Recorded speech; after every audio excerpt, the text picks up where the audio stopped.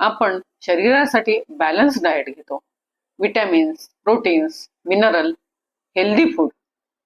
कारण आपल्याला माहिती आहे शरीराला प्रॉपर न्यूट्रिशन नाही मिळालं तर शरीर कमकुवत होतं.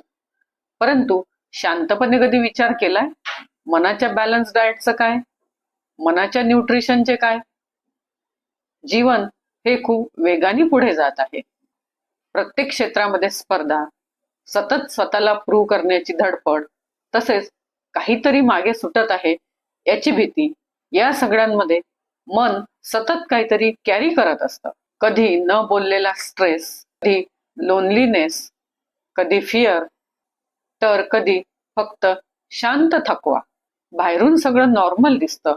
माणूस हसतो, बोलतो, काम करतो, लोकांमध्ये मिसळतो, परंतु आतून मन हळूहळू थकत चाललेलं असतं आणि कधी कधी शरीर त्या थकव्याची भाषा बोलायला लागतं. स्लीप डिस्टर्ब होणे, रेस्टलेसनेस, एन्झायटी, मायग्रेन, ऍसिडिटी.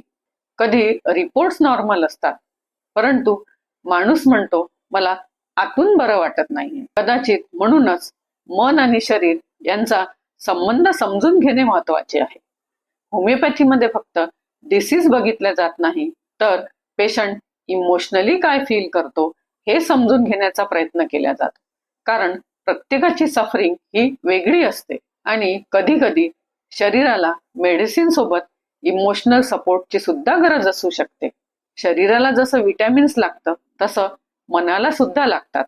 तर मनाचं बॅलन्स डाएट काय आहे? शांतता, समजून घेणारी माणसं, मन मोकळं करण्याची जागा आणि इमोशनल सपोर्ट.